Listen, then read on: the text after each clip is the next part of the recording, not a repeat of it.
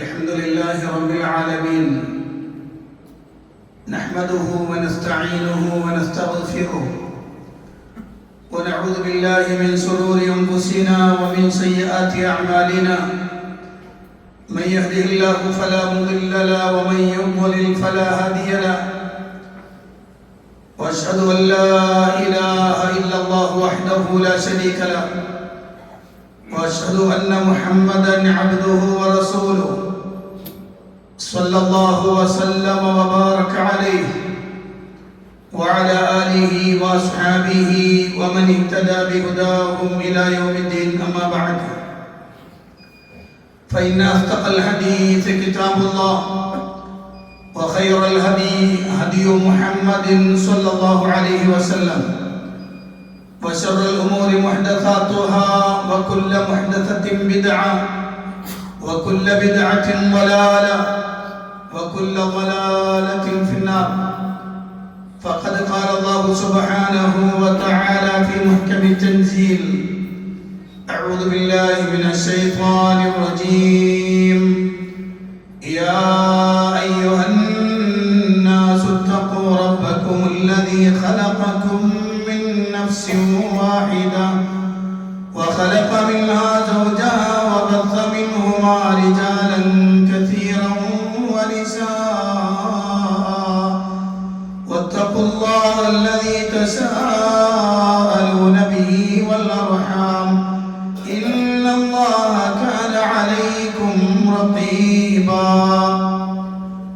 يا أيها الذين آمنوا اتقوا الله وقولوا قولا سديدا يصلح لكم أعمالكم ويغفر لكم ذنوبكم ومن يطع الله ورسوله فقد فاز فوزا عظيما يا أيها الذين آمنوا اتقوا الله حق تقاته ولا تموتن إلا وأنتم مسلمون.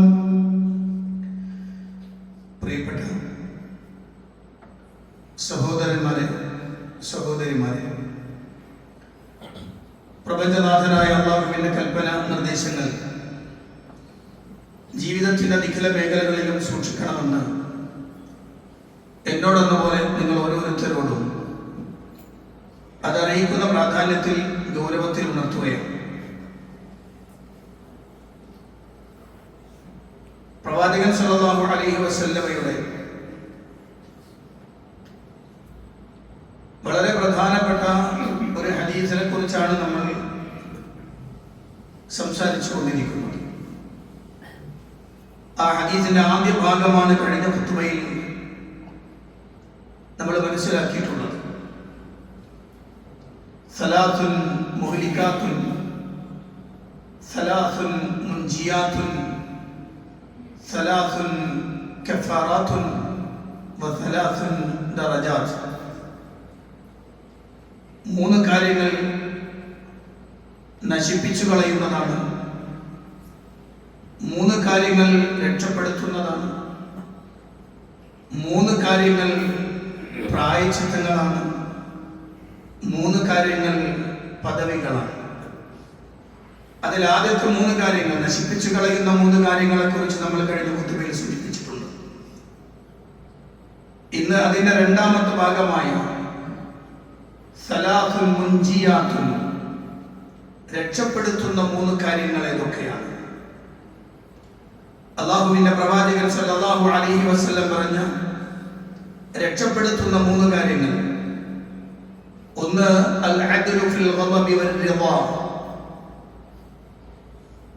ദേഷ്യമുണ്ടാകുമ്പോഴും തൃപ്തകരമായ അവസ്ഥയിലും രണ്ട് സന്ദർഭങ്ങളിലും നീതിയോടുകൂടി പ്രവർത്തിക്കുക.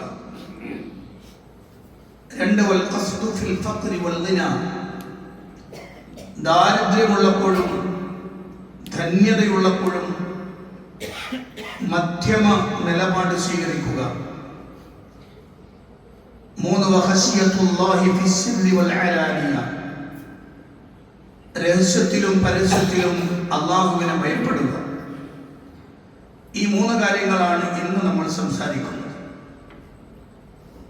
അതിൽ ഒന്നാമത്തെ വാചകം അള്ളാഹുവിന്റെ പ്രവാചകൻ സല്ലല്ലാഹു അലൈഹി വസല്ലം പറഞ്ഞത് നീതി ഉണ്ടാവുക എന്നാണ്. അൽ അദ്ലു ഫിൽ ഗളബി വൽ റിളാ. കോപാകുലനായിരിക്കുന്ന സന്ദർഭത്തിലും മറ്റൊരാളോട് തൃപ്തികരമായി ജീവിക്കുന്ന അവസ്ഥയിലും 2 സന്ദർഭങ്ങളിലും നീതി പാലിക്കണം എന്നാണ്. ആ വിഷയം വിശദീകരിക്കുന്നതിന് മുമ്പ് അള്ളാഹുവിന്റെ റസൂൽ സല്ലല്ലാഹു അലൈഹി വസല്ലമയുടെ പ്രാർത്ഥനയുണ്ട്. നമ്മൾ എല്ലാവരും പ്രാർത്ഥിക്കേണ്ടുന്ന പ്രാർത്ഥനയാണ്.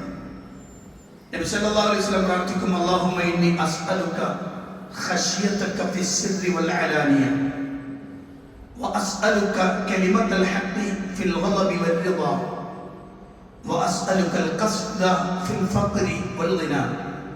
ഈ 3 കാര്യങ്ങളെ ചേർത്ത് വെച്ചുകൊണ്ട് നബി സല്ലല്ലാഹു അലൈഹി വസല്ലം ദുആരക്കാരുണ്ടായിരുന്നു.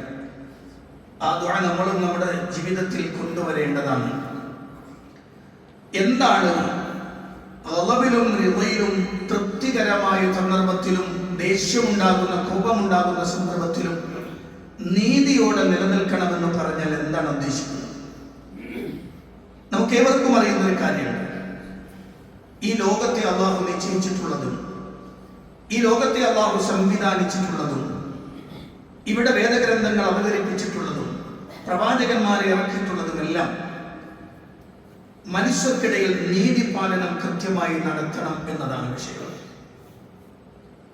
ഒരു മനുഷ്യനെ സംബന്ധിച്ചിടത്തോളം 2 സന്ദർഭങ്ങളിലും അവനെ മെയിൻറ്റെയിൻ ചെയ്യാൻ കഴിഞ്ഞാൽ, 2 സന്ദർഭങ്ങളിലും ബാലൻസ്ഡ് ആയിട്ടാണ് ഒരു മനുഷ്യൻ നിൽക്കുന്നതെങ്കിൽ അയാളാണ് ഏറ്റവും നല്ല മനുഷ്യൻ എന്നാണ്. സംതൃപ്തമാകുന്ന അർത്ഥം, അഥവാ തനിക്ക് തൃപ്തികരമായി തോന്നുമ്പോഴെല്ലാം ചായുകയും തനിക്ക് ദേഷ്യം വരുമ്പോഴെല്ലാം വിദ്വേഷത്തോടു കൂടി പെരുമാറുകയും ചെയ്യുക എന്ന സമീപനം ഒരു വിശ്വാസിക്ക് യോജിച്ചതല്ല. ഏത് സന്ദർഭത്തിലും വിശ്വാസി തന്റെ ശരീരത്തെ നീതിക്കു വേണ്ടി നിലനിർത്തുക എന്നതാണ് ഏറ്റവും പ്രധാനപ്പെട്ട വിഷയം.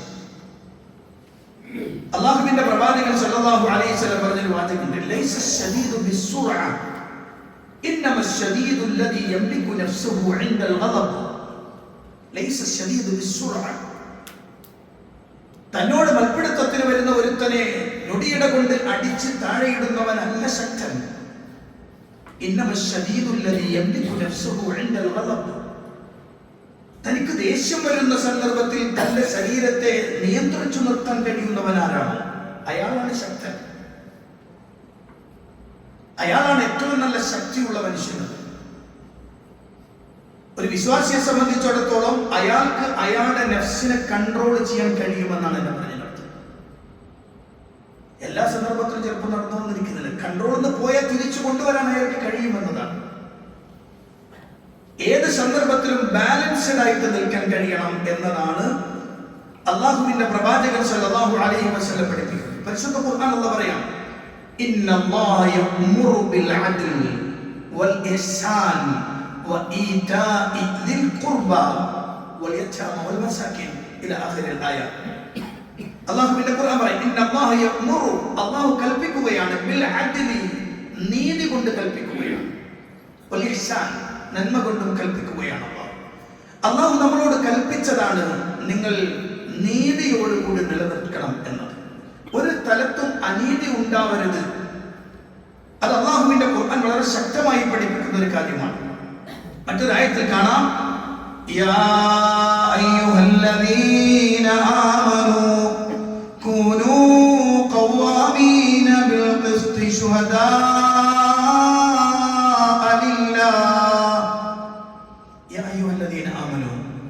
സത്യവിശ്വാസികളെ. പരിശുദ്ധ ഖുർആന്റെ 4-ാം അധ്യായം സൂറത്തുൽ നിസായിലെ വാചകമാണ്, യാ അയ്യുഹല്ലദീന ആമനൂ, സത്യവിശ്വാസികളെ, വിശ്വസിച്ചവരെ, കൂനൂ ഖവാമീന ബിൽ ഖിസ്തി ശുഹദാ ലില്ലാഹ്, നിങ്ങൾ അല്ലാഹുവിന് വേണ്ടി സാക്ഷികളായ നിലയിൽ നീതിമുറയെ നിലനിർത്തി പോരുന്നവരായിരിക്കുവിൻ.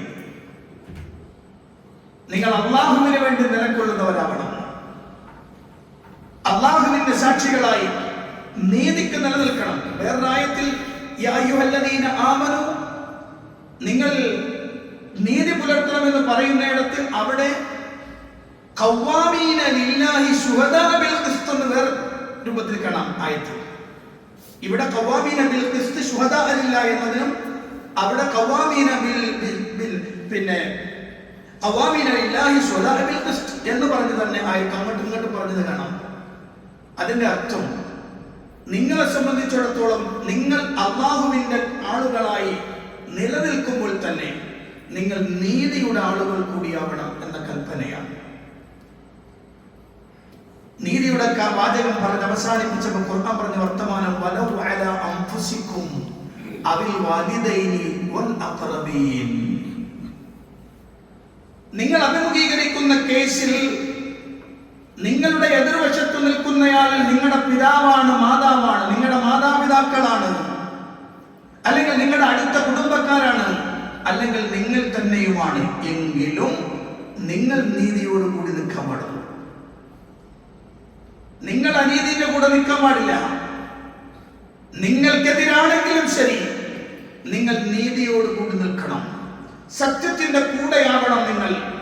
ഒരുപക്ഷെ നിങ്ങളുടെ ഇഷ്ടത്തിനും അനിഷ്ടത്തിനും വിഷയമല്ല അവിടെ. ഏത് സന്ദർഭത്തിലും അങ്ങനെ നിൽക്കാൻ കഴിയണം എന്ന് അല്ലാഹുവിന്റെ ഖുർആൻ പ്രവാചകൻ സല്ലല്ലാഹു അലൈഹി വസല്ലമയോട് പറയാൻ അല്ലാഹു ആവശ്യപ്പെട്ടത് വഉമിർതു ലിഅഅദില ബൈനകും, നിങ്ങൾക്കിടയിൽ നീതി പാലിക്കുവാൻ ഞാൻ കൽപ്പിക്കപ്പെട്ടിരിക്കുന്നു എന്നാണ്. ഇവിടെ വലിയ ഗൗരവത്തിൽ ശ്രദ്ധിക്കേണ്ട ഒരു കാര്യമുണ്ട്. പലപ്പോഴും നമ്മളൊക്കെ സെൽഫിഷുകളായി മാറും. നമ്മൾ, നമ്മുടെ കുടുംബം, നമ്മുടെ സമൂഹം, നമ്മുടെ പാർട്ടി, നമ്മുടെ ഗ്രൂപ്പ്, നമ്മുടെ സംഘടന, നമ്മളുമായി ബന്ധപ്പെടുന്നത്, അവിടെ അനീതി അവിടെ ഉണ്ടെങ്കിലും ശരി നമ്മൾ അഡ്ജസ്റ്റ് ചെയ്യും. അത് പ്രശ്നമില്ല, നമ്മളാണല്ലേ, നമ്മുടെ കൂടെയുള്ള ആളല്ലേ. അല്ല, അതൊരിക്കലും ഉണ്ടാവാൻ പാടില്ല. ഒരു വിശ്വാസിയിൽ നിന്നും ഉണ്ടാവാൻ പാടില്ലാത്ത കാര്യമാണ്. എവിടെയാണെങ്കിലും നീതി എവിടെയാണോ അവിടെയാണ് അവൻ നിലകൊള്ളേണ്ടത് എന്നാണ്. നിങ്ങൾ നീതിക്ക് വേണ്ടി നിലകൊള്ളുന്നവരാവണം എന്ന് അല്ലാഹുവിന്റെ ഖുർആൻ അല്ലാഹു പഠിപ്പിക്കുന്നു. മറ്റൊരായത്തിൽ കാണാം വൈദാ ഖുൽതും ഫഅദിലു വലൗ കാന ദാ ഖുർബാ. വൈദാ ഖുൽതും, നിങ്ങൾ സംസാരിക്കുകയാണെങ്കിൽ ഫഅദിലു, നിങ്ങൾ നീതി പാലിക്കണം. നിങ്ങൾ നീതിയോടുകൂടിയേ സംസാരിക്കാൻ പാടുള്ളൂ. വലൗ കാന ദാ ഖുർബാ, അടുത്ത കുടുംബമാണെങ്കിലും ശരി, ഏറ്റവും അടുത്ത കുടുംബമാണെങ്കിലും ശരി, നിങ്ങളുടെ സംസാരങ്ങളിൽ നീതി ഉണ്ടാവണം എന്ന് അല്ലാഹുവിന്റെ ഖുർആൻ പഠിപ്പിക്കുകയാണ്. എന്തുകൊണ്ടാണ്? ഇതാണ് അല്ലാഹുവിന്റെ റസൂൽ പറഞ്ഞു ഫൽ അദ്ലു ഫിൽ ഗളബി വൽറിളാ. രണ്ട് സന്ദർഭത്തിലും നീതി വേണം. ദേഷ്യപ്പെട്ടിരിക്കുന്ന സന്ദർഭത്തിലും അനീതി പ്രവർത്തിക്കരുത്, ദേഷ്യമില്ലാത്ത സന്ദർഭത്തിലും അനീതി പ്രവർത്തിക്കരുത്. ഒന്ന് ചായലാണെങ്കിൽ മറ്റൊന്ന് വെറുപ്പോട് കൂടിയുള്ള പ്രതിക്രിയയായിരിക്കും, അല്ലെങ്കിൽ പ്രതികാരമായിരിക്കും വരിക. രണ്ട് സ്ഥലത്തും നിങ്ങൾ അതിന്റെ ആളുകളാവരുത്, നീതിയുടെ ആളുകളാവണം എന്നാണ്. നാളെ റബ്ബിന്റെ അടുത്ത് അർശിന്റെ തണൽ ലഭിക്കുന്ന, അല്ലാഹുവിന്റെ തണലല്ലാതെ ഒരു തണലുമില്ലാത്ത സന്ദർഭത്തിൽ 7 വിഭാഗം ആളുകൾക്ക് തണൽ ലഭിക്കുമെന്ന് പറഞ്ഞപ്പോ അതിൽ ഒന്നാമതായി അല്ലാഹുവിന്റെ റസൂൽ എണ്ണിയത് ഇമാമുൻ ആദിലുൻ എന്നാണ്, നീതിമാനായ ഭരണാധികാരി. ആ വാചകം കേൾക്കുമ്പോൾ നമ്മളൊക്കെ വിചാരിക്കുന്നത് എന്താന്ന് വെച്ചാല് അത് നാട് ഭരിക്കുന്ന ഒരാളെ കുറിച്ചല്ലേ പറഞ്ഞതെന്നാണ്. അതാണ് അതിന്റെ വിഷയം, അതാണ് അതതിന്റെ ഏറ്റവും മുക്തമായ ഭാഗം, അതാണ്. പക്ഷെ നമ്മളെല്ലാവരും ഭരണകർത്താക്കളാണ്. പലപ്പോഴും പല സന്ദർഭങ്ങളിൽ നമ്മൾ ഭരണകർത്താക്കളാണ്. ചെറുതും വലുതുമായ ഗ്യാങ്ങിനെ നയിക്കുന്നവരാണ് നമ്മൾ. കുടുംബത്തിലാണെങ്കിൽ കുടുംബനാഥൻ എന്ന റോളിൽ അവരുടെ ഭരണകർത്താവാണ് നമ്മൾ. ഒരു സംഘടനയുടെ നേതാവാകുമ്പോൾ ആ സംഘടനയെ നയിക്കുന്ന നേതാവ് അതിലെ ഭരണാധികാരിയാണ്. ഒരു സമൂഹത്തിന്റെ മുന്നിൽ എഴുന്നേറ്റ് നിൽക്കുന്നയാൾ ഭരണാധികാരിയാണ്. ഇങ്ങനെ തുടങ്ങിയാൽ ഒരു മഹല്ല്, ഒരു ഗ്രാമം, ഒരു രാജ്യം, അങ്ങനെ തുടങ്ങുന്നതെല്ലാം മുന്നിൽ നിൽക്കുന്നയാൾ നീതിമാനായിരിക്കണം. അവിടെ നീതി നഷ്ടപ്പെട്ടാൽ ഈ ലോകം തന്നെ തകരാറിലാകുമെന്ന് അല്ലാഹുവിന്റെ ഖുർആൻ നിരന്തരമായി ആവശ്യപ്പെടുന്ന ഒരു സംഗതിയാണ്. ഗൗരവമുള്ളൊരു ചരിത്രമുണ്ട്. അല്ലാഹുവിന്റെ ഹബീബ് സല്ലല്ലാഹു അലൈഹി വസല്ലമയുടെ മുന്നിൽ ഒരു മുസ്ലിമും ഒരു ജൂതനും കടന്നു വരുന്ന സന്ദർഭമുണ്ട്. ഒരു ജൂതനാണ്, മറ്റൊരു മുസ്ലിമാണ്. അവർ തമ്മിലുള്ള ഒരു വിഷയമാണ്. ആ വിഷയത്തിന്റെ വിധിയാണ് പ്രവാചകന്റെ മുന്നിൽ. 2 ഭാഗവും കേട്ടപ്പോൾ നബി സല്ലല്ലാഹു അലൈഹി വസല്ലമ അവിടുന്ന് തീർപ്പ് കൽപ്പിക്കുന്നു, ന്യായം ജൂതന്റെ പക്ഷത്താകുന്നു എന്ന്. ന്യായം ജൂതന്റെ പക്ഷത്താണ് എന്ന് അല്ലാഹുവിന്റെ ഹബീബ് സല്ലല്ലാഹു അലൈഹി വസല്ലം വിധിക്കുകയാണ്. നമ്മൾ അറിയണം ആരാണ് ജൂതൻ. മുസ്ലിമിന്റെ ഏറ്റവും ശക്തനായ ശത്രു എന്ന് പറയാവുന്നയാൾ.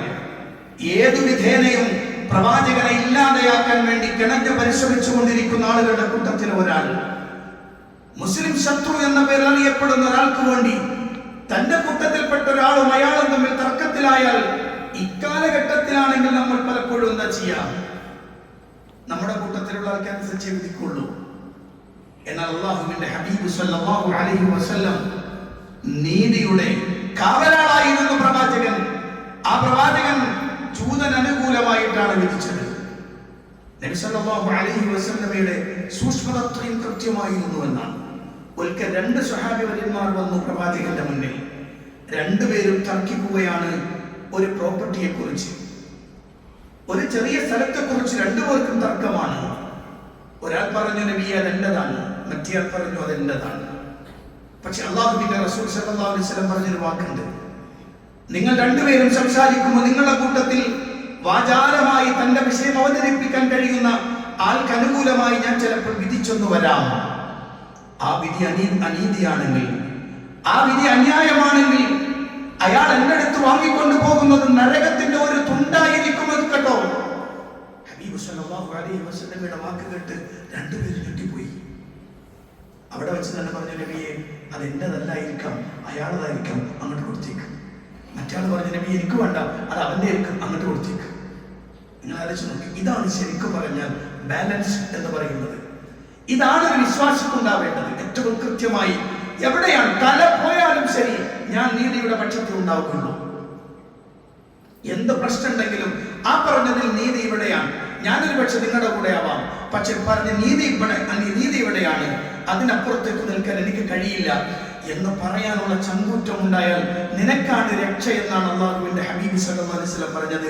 അൽ അദ്ലു ഫിൽ ഗളബി വറിദ, തൃപ്തിയിലും ദേശത്തിലുമൊക്കെ നീതിയിൽ പ്രവർത്തിക്കുക എന്ന് അല്ലാഹുവിന്റെ ഹബീബ് സല്ലല്ലാഹു അലൈഹി വസല്ലം പഠിപ്പിക്കുകയാണ്.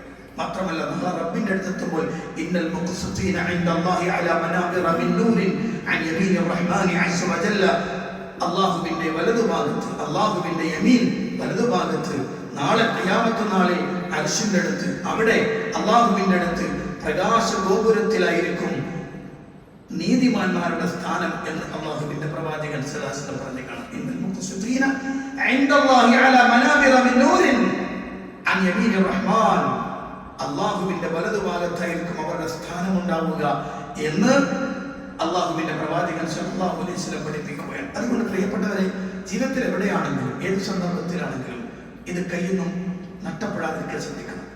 അത് ആർക്കെതിരാണെങ്കിലും ശരി. പക്ഷെ വാപ്പയായിരിക്കും അനീതിയുടെ ആള്, എനിക്ക് കൂട്ടു നിൽക്കാൻ പറ്റില്ല ഉപ്പ. ചിലപ്പോ ഉമ്മയായിരിക്കും, ഇല്ല എനിക്ക് കൂട്ടു നിൽക്കാൻ പറ്റില്ല ഉമ്മ. ആരാണെങ്കിലും ശരി, അത് ഏറ്റവും അടുത്ത വാപ്പയോ ഉമ്മയോ കുടുംബമോ സമൂഹമോ സംഘടനയോ പാർട്ടിയോ ഗ്രൂപ്പോ നമ്മുടെ ആളുകളോ ഒന്നും വിഷയമല്ല. അവിടെ ഏറ്റവും പ്രധാനം നീതിയാണ്. നീതി എവിടെയാണോ അവിടെ നിൽക്കുക, അതാണ് രക്ഷയുടെ മാർഗം. രണ്ടാമത് റസൂലുള്ളാഹി സ്വല്ലല്ലാഹു അലൈഹി വസല്ലം പഠിപ്പിച്ചു തന്ന വിഷയം, രണ്ടാമത്തെ വിഷയം നബി സല്ലല്ലാഹു അലൈഹി വസല്ലം പറയുന്നു, നിങ്ങൾ ജീവിതത്തിൽ നിങ്ങൾക്ക് കിട്ടുന്ന സമ്പത്ത് അത് നിങ്ങൾക്ക് ധനമുള്ളപ്പോഴാവട്ടെ ഇല്ലാത്തപ്പോഴാവട്ടെ, രണ്ട് സന്ദർഭങ്ങളിലും നിങ്ങൾ മിതത്വം പാലിക്കണം. ഒരു മധ്യമ നിലപാടിലായിരിക്കണം ജീവിക്കേണ്ടത്. രണ്ട് സന്ദർഭങ്ങളിലും ദാരിദ്ര്യമുള്ളപ്പോൾ അയാൾ ധനികനെ പോലെ പ്രവർത്തിക്കാൻ പാടില്ല, ധനമുള്ളപ്പോൾ അങ്ങേയറ്റത്തെ ധാരാളിത്തത്തിലേക്ക് പോകാനും പാടില്ല. രണ്ട് സന്ദർഭത്തിലും മധ്യമ നിലപാട് സ്വീകരിക്കണം. ധന്യതയുടെ സന്ദർഭത്തിലും ദാരിദ്ര്യത്തിന്റെ സന്ദർഭത്തിലും നിങ്ങൾ കൃത്യമായി മധ്യമ നിലപാട് സ്വീകരിക്കണം എന്ന് അല്ലാഹുവിന്റെ പ്രവാചകൻ സല്ലല്ലാഹു അലൈഹി വസല്ലം പഠിപ്പിക്കുകയാണ്. ഇന്ന് നിങ്ങൾ ആലോചിച്ച് നോക്കൂ പ്രിയപ്പെട്ടവരെ, മിക്കവാറും എല്ലാ കേസുകളിലും നമ്മൾ കാണുന്നത് ഇടനിലക്കാരൻ വലിയ വലിയ സമ്പന്നന്മാരെ പോലെ ആകാനുള്ള ശ്രമം നടക്കുന്നു. ഒരു കല്യാണം വന്നാൽ എന്തൊക്കെയാണ് ചെയ്തു കൂട്ടേണ്ടെന്ന് അറിയാത്ത രൂപത്തിൽ കടം മേടിച്ചും അങ്ങനെ എടുത്തും ഇങ്ങനെയും എടുത്തുമൊക്കെ എന്തിനാണ് ഇത്ര കഷ്ടപ്പെടുന്നത്? ഒരു വീട് വെക്കണമെങ്കിൽ അത്യാവശ്യ രൂപത്തിൽ ജീവിക്കാനുള്ള വീടിന് പകരമായി വലിയ സങ്കല്പത്തിൽ വമ്പൻ വീടുകൾ ഉണ്ടാക്കി കടബാധ്യതയിലേക്ക് കുടുങ്ങിപ്പോകുന്നത് എന്തിനാണ്? ജീവിതത്തിൽ അള്ളാഹു നമുക്ക് നൽകിയതിനനുസരിച്ച് മധ്യമ നിലവാരം സ്വീകരിക്കാൻ തയ്യാറായാൽ ജീവിതം നല്ല സംതൃപ്തമാണ്. ഏറ്റവും നല്ല ഭംഗിയോടുകൂടി നമുക്ക് മുന്നോട്ട് പോകാൻ കഴിയും. അള്ളാഹുവിന്റെ പ്രവാചകൻ സ്വല്ലല്ലാഹു അലൈഹി വസല്ലം പറഞ്ഞത്, അല്ലാഹു റസൂൽ ദുആഅക്കും അല്ലാഹുമ്മ ജഅൽ റിസ്ഖ ആലി മുഹമ്മദിൻ ഖൂതാ. അല്ലാഹുവേ, മുഹമ്മദിന്റെ കുടുംബത്തിന് അന്നന്നുള്ള ഭക്ഷണം ഏർപ്പെടുത്തി തരണേ അല്ലാഹ്. റസൂലുള്ളാഹിന്റെ പ്രയോഗമാണ്. ജീവിതത്തിൽ അന്നന്ന് കിട്ടാനുള്ള ഒരു ഭക്ഷണം കിട്ടിയാൽ എന്തും ലഭിച്ച് ഏറ്റവും വലിയ ദുനിയാവ് ലഭിച്ചവനെ പോലെയാണ് എന്നാണ്. കുറെ സമ്പത്തുണ്ടായിട്ടും മര്യാദക്കും സമാധാനത്തോടെ ജീവിക്കാൻ കഴിയാതിരിക്കുന്നതിനേക്കാൾ നല്ലത് അല്പം മാത്രമുള്ളപ്പോൾ സംതൃപ്തമായി മുന്നോട്ട് പോകാൻ കഴിയുന്നതല്ലേ? അല്ലാഹുവിന്റെ ഖുർആൻ പറഞ്ഞൊരു വാചകമുണ്ട്, വലാ തജഅൽ യദക മഗ്ലൂലതൻ ഇലാ ഉനുഖിക വലാ തബ്സുത്ഹാ കുല്ലൽ ബസ്ത് ഫതഖഉദ മലൂമൻ മഹ്സൂറാ. ഖുർആന്റെ പ്രയോഗമാണ്. വലാ തജഅൽ യദക മഗ്ലൂലതൻ ഇലാ ഉനുഖിക, നീ നിന്റെ കൈകളെ പിരടിയിലേക്ക് ഇങ്ങനെ ചേർത്ത് വെച്ച് കെട്ടരുത്. വലാ തബ്സുത്ഹാ കുല്ലൽ ബസ്ത്, ഇങ്ങനെ നിവർത്തി വെക്കുകയും ചെയ്യരുത്. എന്നാണ് പറഞ്ഞതിനർത്ഥം? കിട്ടിയതിൽ നിന്നൊന്നും ചെലവാക്കാതെ ഇങ്ങനെ പിടിച്ചു വെക്കരുത്. ഞാൻ കഴിഞ്ഞ ദിവസം സൂചിപ്പിച്ചിട്ടുണ്ട്. എന്നാൽ കിട്ടിയതൊക്കെ അടിച്ച് പൊളിച്ചങ്ങോട്ട് ജീവിക്കാം വേണ്ട, അതും പാടില്ല. അങ്ങനെ വന്നാൽ നീ ആക്ഷേപിക്കപ്പെടുന്നവരാണ്, നീ പരവശനാക്കപ്പെടും, അന്തം വിട്ടന്താളിച്ചു നിൽക്കുന്ന ഒരവസ്ഥ ഉണ്ടായിത്തീരും. അതുകൊണ്ട് കരുതിയാണ് വളരെ കൃത്യതയോടുകൂടി പെരുമാറണം. സമ്പത്ത് എന്ന് പറയുന്നത് അള്ളാഹു നമുക്ക് നൽകുന്ന ജീവിതത്തിന്റെ നിലനിൽപ്പിന് ആധാരമായ വിഷയമാണ്.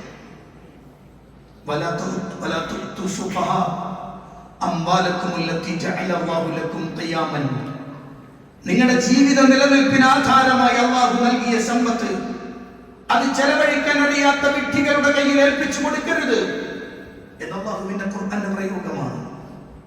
കിട്ടുന്ന സമ്പത്ത് അത് കരുതലോടെ പ്രവർത്തിക്കണം. നമ്മളിപ്പോൾ നിരന്തരം കേട്ടുകൊണ്ടിരിക്കുന്നുണ്ട് ധാരാളം ആളുകളുടെ സങ്കടങ്ങളുടെ, പ്രയാസങ്ങളുടെ, നൊമ്പരങ്ങളുടെ കാഴ്ചകൾ. പ്രവാസ ജീവിതം അവസാനിപ്പിച്ച് നാട്ടിലെത്തിയിട്ട് മുന്നോട്ട് പോകാൻ കഴിയാതെ കഷ്ടപ്പെടുന്ന ധാരാളം ആളുകളുണ്ട്. അവരുടെ ഒരു ഇന്നലകളുണ്ട്. നാട്ടിൽ വന്നിട്ട് അടിച്ചു പൊളിച്ചൊരു കാലം അവർക്ക് കഴിഞ്ഞു പോയിട്ടുണ്ട്.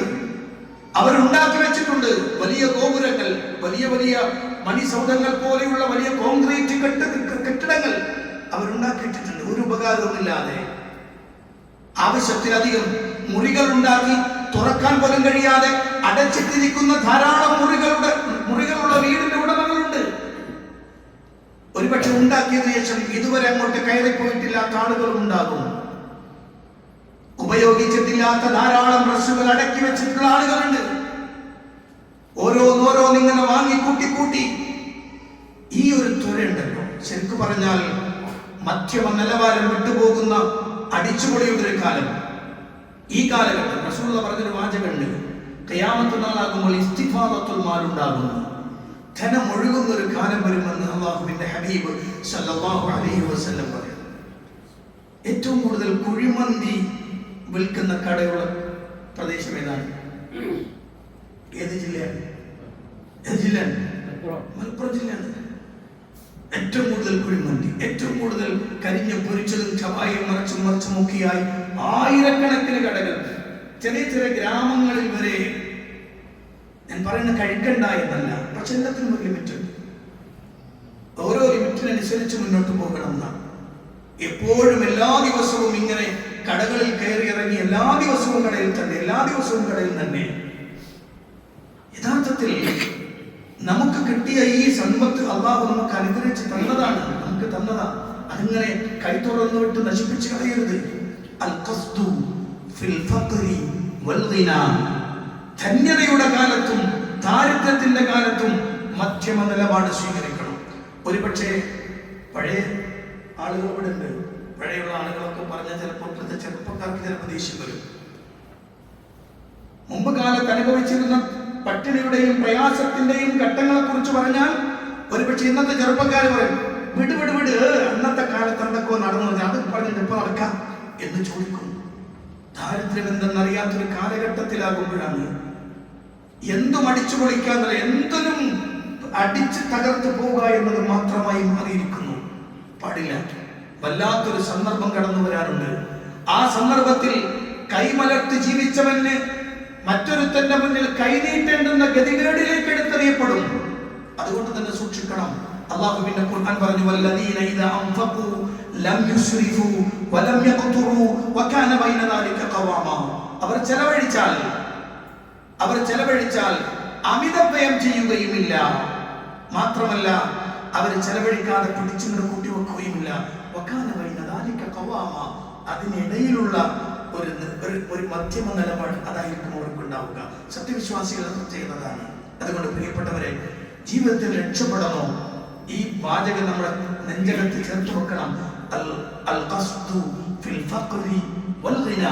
ധന്യതയിലും ദാരിദ്ര്യത്തിലും മധ്യമ നിലപാട് സ്വീകരിക്കണമെന്ന ഹബീബ് സല്ലല്ലാഹു അലൈഹി വസല്ലമയുടെ വാക്ക് നെഞ്ചകത്തിൽ ചേർത്ത് വെക്കണം. അല്ലാഹു അനുഗ്രഹിക്കട്ടെ.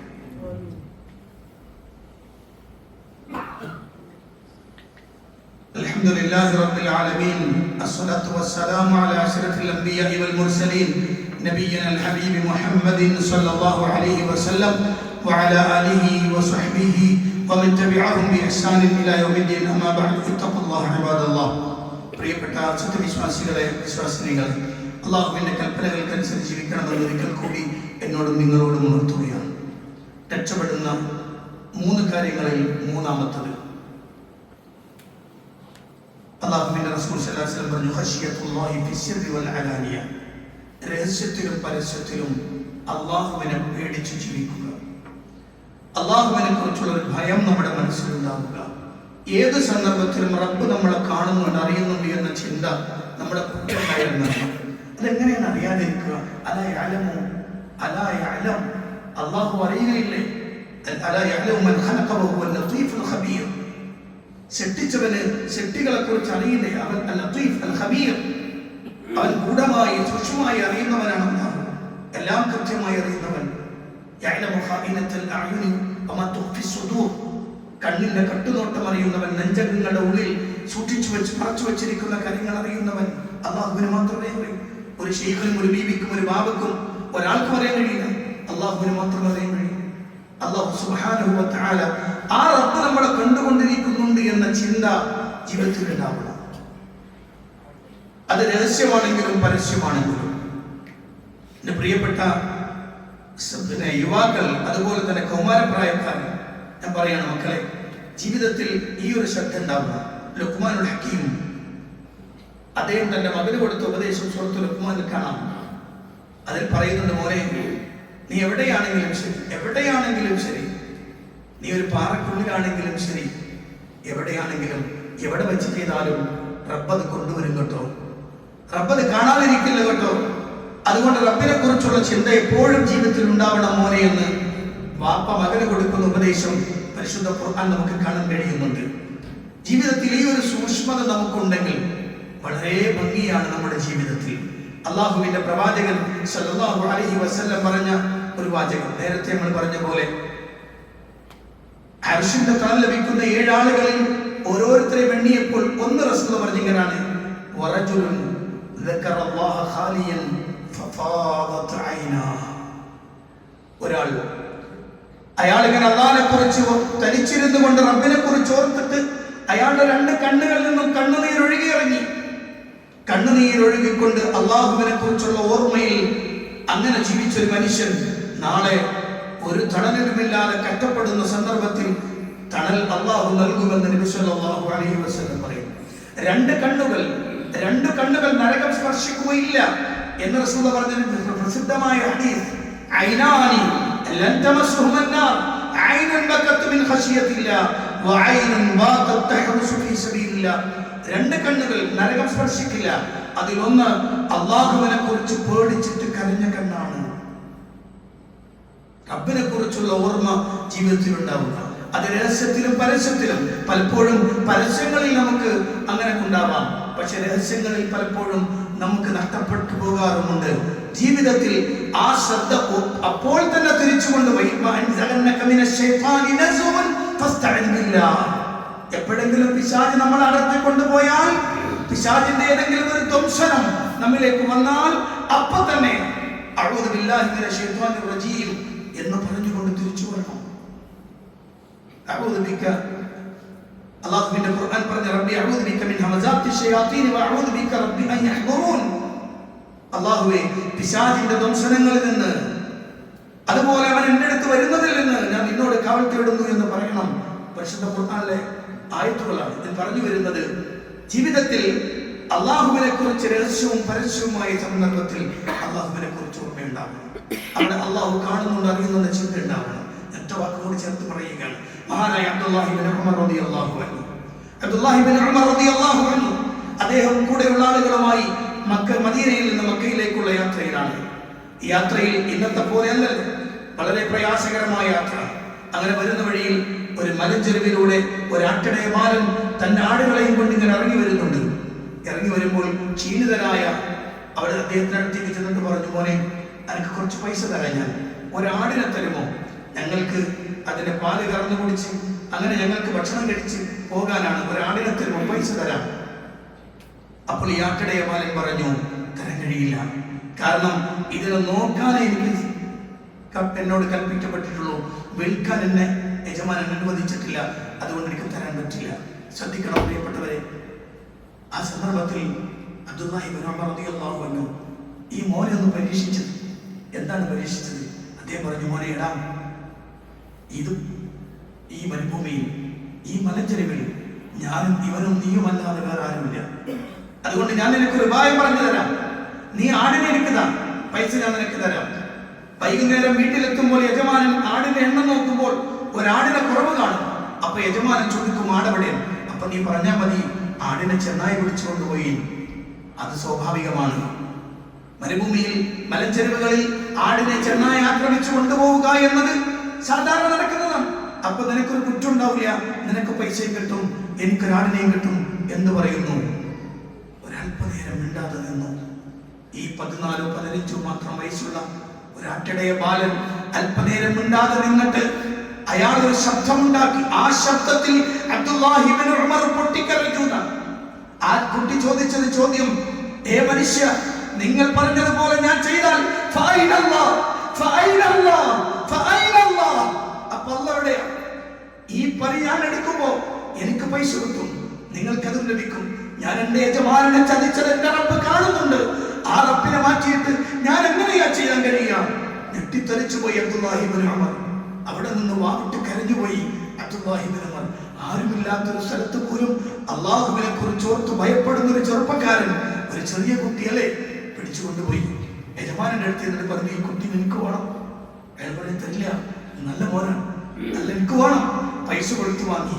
ആ കുട്ടീനെയും കൊണ്ട് തിരിച്ചു പോരുമ്പോ അന്ന് വഴിയിലേക്ക് ഇറങ്ങിയിട്ട് പറഞ്ഞു, എടാ മോനെ, ഏത് സന്ദർഭത്തിലും റബ്ബിനെ സൂക്ഷിച്ച് ജീവിക്കുന്ന പൊന്നുമോനെ, നീ അടിമയല്ല, ഇന്നു മുതൽ നീ സ്വതന്ത്രനാണ്. നിന്നെ ഞാൻ സ്വതന്ത്രനാക്കിയിരിക്കുകയാണ്. ഇനി നിനക്ക് ഇഷ്ടമുള്ളതുപോലെ നിനക്ക് പോകാം. ആരും നിന്നെ തടഞ്ഞു വെക്കില്ല, ആരും നിന്റെ മേൽ ഉടമസ്ഥാവകാശം പറയില്ല എന്ന് പറഞ്ഞ അബ്ദുല്ലാഹിബ്നു ഉമർ ആ പൊന്നുമോനെ ഒഴിവാക്കി വിടുന്നു. നിങ്ങൾ ശ്രദ്ധിച്ചു നോക്കൂ, ജീവിതത്തിൽ, നമ്മുടെ ജീവിതത്തിലും നമ്മളുടെ സന്ദർഭങ്ങളിലുമൊക്കെ ഇത് വളരെ ഗൗരവത്തിൽ കാണേണ്ടതാണ്. രക്ഷയുടെ 3 മാർഗങ്ങളിൽ ഒന്ന് അതാണ് ഖശിയത്തുല്ലാഹി ഫിശ്ശിറി വൽ അലാനിയ. രഹസ്യത്തിലും പരസ്യത്തിലും അള്ളാഹുവിനെ ഭയപ്പെടുക എന്നതാണ്. അള്ളാഹു കാത്തുരക്ഷിക്കുമാറാകട്ടെ. അള്ളാഹുവിന്റെ ദീനിനെ ചേർത്ത് വെച്ചുകൊണ്ട് മുന്നോട്ട് പോകണം. ഈ പറഞ്ഞതെല്ലാം ഞാൻ വളരെ ചുരുങ്ങിയ സമയം, ഒരു 30-35 മിനിറ്റ് കൊണ്ട് ഇങ്ങനെ പറഞ്ഞു തീർക്കാൻ പറ്റുന്നതല്ല. ഇത് വിശാലമായി സംസാരിക്കേണ്ടതാണ്. പക്ഷേ ഖുതുബയിൽ വളരെ ചുരുങ്ങിയ രൂപത്തിൽ ചില കാര്യങ്ങൾ നിങ്ങളുടെ ചിന്തയിൽപ്പെടുത്തുകയാണ്. അതുകൊണ്ട് പ്രിയപ്പെട്ടവരെ, കൃത്യമായി മനസ്സിലാക്കണം, നമ്മുടെ ജീവിതത്തിൽ നമ്മൾ കൊണ്ടുവരണം. നമ്മളുമായി ബന്ധപ്പെടുന്നവരോട് ചർച്ച ചെയ്യണം. അള്ളാഹു അനുഗ്രഹിക്കുമാറാവട്ടെ. നമ്മുടെ പ്രവർത്തനങ്ങൾ സ്വീകരിക്കുകയും അർഹമായ പ്രതിഫലം അനുഗ്രഹിക്കുകയും ചെയ്യുമാറാവട്ടെ. രോഗം കൊണ്ട് വലിയ നാളുകൾക്ക് അള്ളാഹു രോഗശമനം നൽകി അനുഗ്രഹിക്കുമാറാവട്ടെ. നമ്മുടെ സുഹൃത്തിന്റെ കുടുംബത്തിൽപ്പെട്ട ഒരാൾ പ്രയാസകരമായ രോഗത്തിലാണ്. നമ്മളെല്ലാവരും ദ്വാരക്കണം. അള്ളാഹു ആ രോഗം ശിഫയായി കൊടുക്കുമാറാവട്ടെ. എല്ലാ രോഗങ്ങളും വെക്കുന്നവനും എടുക്കുന്നവനും അള്ളാഹു ശിഫ നൽകി കൊടുക്കുമാറാവട്ടെ. എല്ലാത്തരം മാരകമായ രോഗങ്ങളിൽ നിന്നും, പകർച്ചവ്യാധികളിൽ നിന്നും, പ്രയാസകരമായ അവസ്ഥയിൽ നിന്നും അള്ളാഹു നമ്മളെല്ലാവരെയും കാത്തുരക്ഷിക്കുമാറാവട്ടെ. അള്ളാഹുവിന്റെ ദീനനുസരിച്ച് ജീവിച്ച് മുസ്ലിമായി മരിക്കണം അല്ലാഹു തൗഫീഖ് നൽകുമാറാവട്ടെ. അള്ളാഹുവിന്റെ ദീനിലായി മുസ്ലിമായി എന്നതിന്റെ പേരിൽ പീഡിപ്പിക്കപ്പെടുന്ന നൂറുകണക്കിന് ആളുകൾ അള്ളാഹു അവർക്ക് സഹായം നൽകുകയും ചെയ്യുമാറാവട്ടെ. നിരന്തര പ്രയാസം അനുഭവിച്ചുകൊണ്ടിരിക്കുന്ന ഫലസ്തീനിലെ നമ്മുടെ സഹോദരങ്ങൾക്ക് അള്ളാഹു സഹായം നൽകുമാറാവട്ടെ. അർഹമായ പ്രതിഫലം അള്ളാഹു അവർക്ക് നൽകുമാറാവട്ടെ. നാളെ റബ്ബിന്റെ അടുത്ത് സ്വർഗ്ഗത്തിൽ ഒരുമിച്ച് കൂടാനുള്ള തൗഫീഖ് നൽകുമാറാവട്ടെ. اللهم اغفر للمؤمنين والمؤمنات والمسلمين والمسلمات الأحياء منهم والأموات إنك مجيب الدعوات وقاضي الحاجات. اللهم اعز الإسلام والمسلمين وأذل الشرك والمشركين. اللهم دمر أعداءنا وأعداء الدين بما شئت وكيف شئت يا ذا الجلال والإكرام. ربنا تقبل منا إنك أنت السميع العليم وتب علينا إنك أنت التواب الرحيم. آمين برحمتك يا أرحم الراحمين والحمد لله رب العالمين.